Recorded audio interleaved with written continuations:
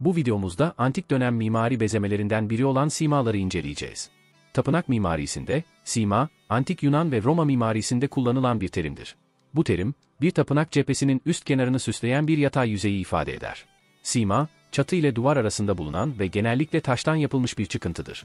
Tapınaklarda, sima öğesi çatının ağırlığını desteklemek ve yağmur sularını yönlendirmek amacıyla kullanılırken, aynı zamanda dekoratif bir öğe olarak da işlev görür. Sima, bir tapınağın mimari tarzına bağlı olarak değişiklik gösterebilir. Dor, İyon ve Korent sütun düzenleriyle ilişkilendirilen sima detayları, her düzenin karakteristik özelliklerini yansıtabilir. Dor düzeninde daha sade ve basit sima öğeleri bulunurken, İyon ve Korent düzenlerinde daha karmaşık ve süslü sima detayları göze çarpar. Sima, antik tapınak mimarisinde estetik ve fonksiyonel bir rol oynar. Aynı zamanda mimari elemanların güzelliğini vurgulayan bir dekoratif unsurdur. Bu terim, genellikle mimari analizlerde ve antik yapılara ilişkin incelemelerde sıkça kullanılır. Sima ile ilgili ansiklopedik bir ön bilgiden sonra, antik dönem tapınak mimarisinin önemli bir elemanı olan simanın detaylarına geçebiliriz. Sima, tapınak gibi alınlıklı yapılarda alınlığı çevrelemektedir. Erken dönemlerde pişmiş toprak, klasik dönemden itibaren ise mermerden yapılmıştır. Simada yer alan pişmiş toprak çörtenler, boya ile renklendirilirdi. Sima, Dor ve İyon düzenlerinde profilli ve çoğunlukla bezemesiz, Korint ve kompozit düzenlerde ise bezemelidir. Sima kuşakları, tapınak çatısının üst kısmında yer alan ve tüm çatıyı çevreleyen, uzun yanlarda yağmur suyu oluğuna dönüşen eğik silmedir. Antik Yunan mimarlığında, yapının çatı saçağı boyunca uzanan, yağmur oluğu işlevindeki çatı pervazı olarak karşımıza çıkar. Simada bulunan oluklardan çatıda toplanan yağmur suları, aslan başı şeklinde yapılmış çörtenlerden yapının dışına iletilmektedir. Tapınak mimarisinde bulunan sima, işlevsel bir niteliğe sahiptir. Zaman içerisinde sima kuşaklarında çeşitli estetik düzenlemeler yapılmıştır. Eğimli ve yanal sima olarak ikiye ayrılır. Yapı inşa edilirken giriş bölümlerinde sima kuşakları yapılırdı. Yapılarda yağmur suyunun giriş kısmından akması istenmediğinden, toplanan yağmur suları yanal simalar aracılığıyla yapının yanlarında biriktirilerek atılır. Yanal simalarda yağmur suyunun dışarı verilmesi amacıyla aslan başı şeklinde çörtenler vardır ve bu çörtenlerin ağız kısmı suyun akması için açıktır. Taş ve benzeri malzemeden yapılan binaların yanal simalarında aslan başı çörtenler tercih edilirken, terrakotta yapılarda ise yağmur suyunun dışarı akıtılması için uzun oluklar kullanılmıştır. Terrakotta sima kullanılan yapılarda ahşap kullanıldığından, oluklar yağmur suyunun ahşaba temas etmemesi için uzun yapılmaktadır. Bunun sebebi yağmur suyunun ahşaba temas etmesiyle ahşabın özelliğini yitirmesinin önüne geçilmesidir. Arkaik döneme ait çok az sayıda sima günümüze ulaşmıştır. Çünkü zaman içerisinde dönem tapınaklarında yenileme işlemleri yapılmıştır. Bu noktada sima ile ilişkili bazı bezeme türlerine kısaca değinelim. Terrakota plaka, 6. yüzyılda terrakota bir bina inşa edilirken dönemin önemli hayvan figürleri aslan, panter, bezeme olarak kullanılmıştır. Terrakota plakalar üstten ve alttan sınırlandırılır, genellikle üstte astragal bezeme olarak adlandırılan inci dizisi, altta ise güyoş bezeme olarak adlandırılan örgü bezemesi vardır. Renkler genellikle kırmızı siyah kremdir. Terrakota plakalar üzerindeki yağmur suyu atma amacıyla yapılmış oluklar bulunmaktadır ve çıkıntı şeklinde olduğu için ilk kırılan bölgedir.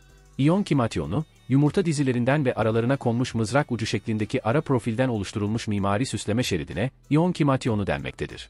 Arkaik dönemden beri kullanılan İyon kimatyonları, özellikle yapıların dikkat çeken kısımlarında sevilerek kullanılan bir süslemedir. Ayrıca zaman içerisinde göstermiş olduğu stil farklılığından dolayı da tarihlendirme için önemli bir malzemedir. İyon kimatyonunun 3 bölümü vardır: çanak, yumurta ve kama. Çörten, tapınak mimarisinde yağmur suyunun dışarıya atılmasını sağlayan, genellikle aslan ve benzeri hayvan figürlü mimari ögedir. Antemyon, bitkisel bezeme lotus palmetin açık ya da kapalı olarak yan yana sıralanmasıdır. Antemyon formundaki palmetlerin yaprakları merkezden dışa doğru bakıyorsa açık, merkeze doğru bakıyorsa kapalı şekilli olarak ifade edilir. Şimdi sima türlerini mimari yapılar üzerinden inceleyelim. Simalar, eğimli sima ve yanal sima olmak üzere iki türde karşımıza çıkar. Eğimli sima, arka kısmında suyun aktığı bir kanal olan ve bu kanallar aracılığıyla suyun yanal simalara ulaştırıldığı mimari ögedir. Eğimli sima üzerinde çörten olmaz.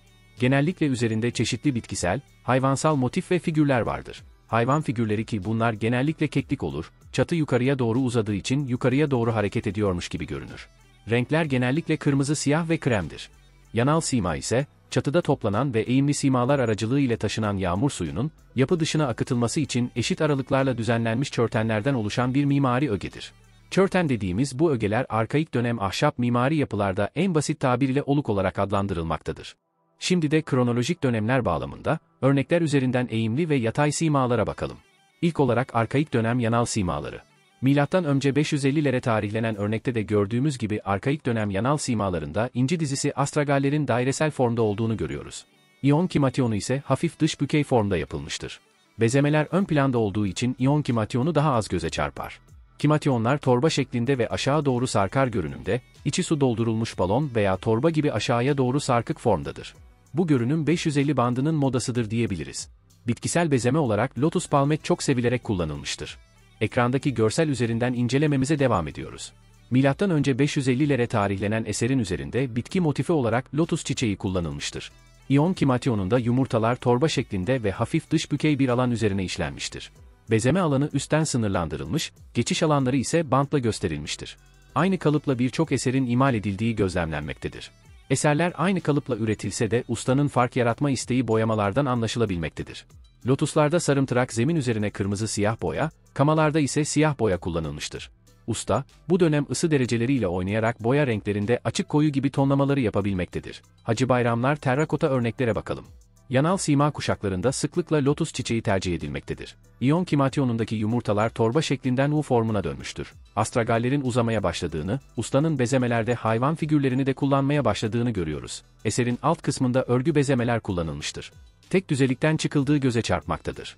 Kamalar yine çok belirgin değildir ve eserler kalıp kullanılarak yapılmaktadır.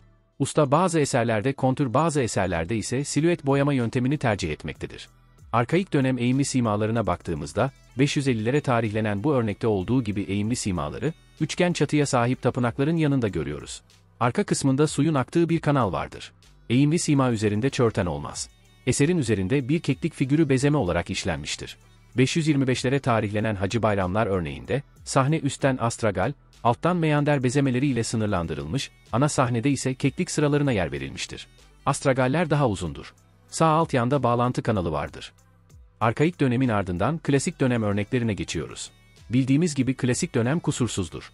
Oran orantının en iyi uygulandığı dönemdir. Klasik dönem eserleri pek duygu barındırmaz. Milattan önce 546'da Lidya Krallığı Perslere yenildi ve Persler hüküm sürmeye başladı. Milattan önce 494'te Perslere karşı başlatılan İyon isyanı, Persleri çok kızdırdı ve Persler her yeri yakıp yıkarak isyanı bastırdılar.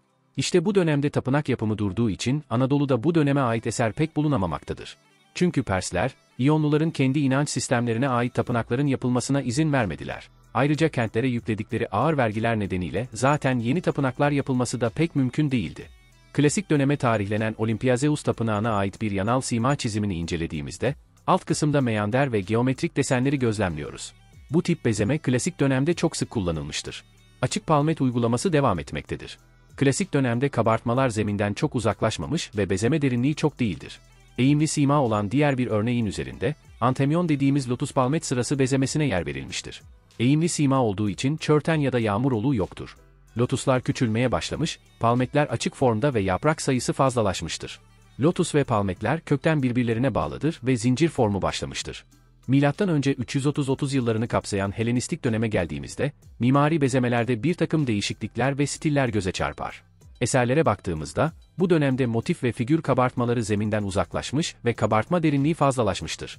Bazı alanlarda arka fon daha koyu, yüzeye yakın renkler daha açıktır. Buna ışık gölge etkisi diyoruz.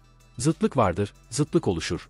Abartılı bir gösterimin olduğu heyecan, öfke ve korku hissinin abartılı gösterimi olan barok sanatı ortaya çıkmıştır. Modeller alttan görülmeye uygun olarak tasarlanmıştır.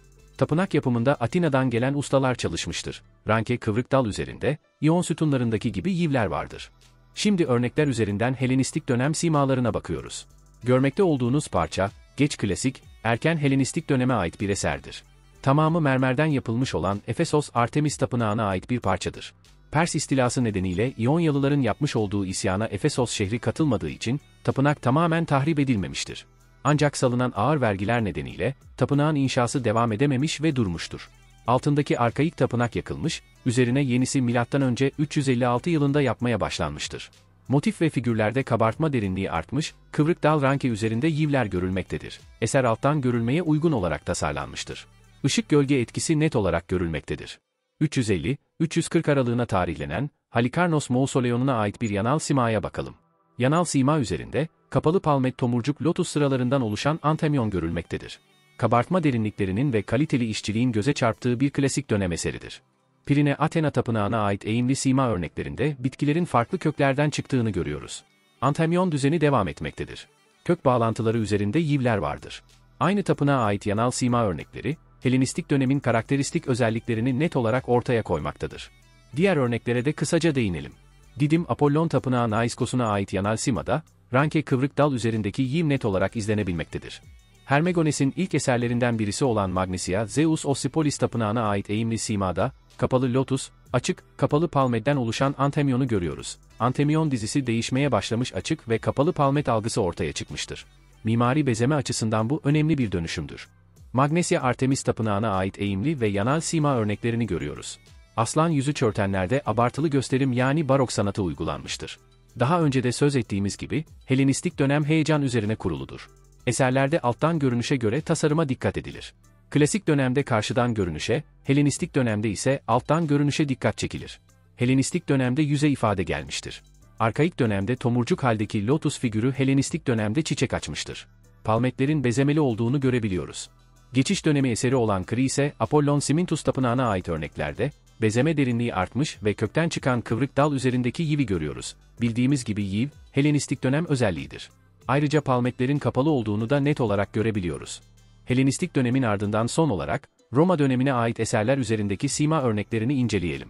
Milattan sonra 80'li yıllarda Roma, adeta bir şantiye alanı gibidir. Her yerde inşaat var ve dolayısıyla seri üretimin söz konusu olduğunu söyleyebiliriz. Roma dönemi bezeme anlayışı seri üretimden kaynaklı olarak bozulmaya başlamıştır.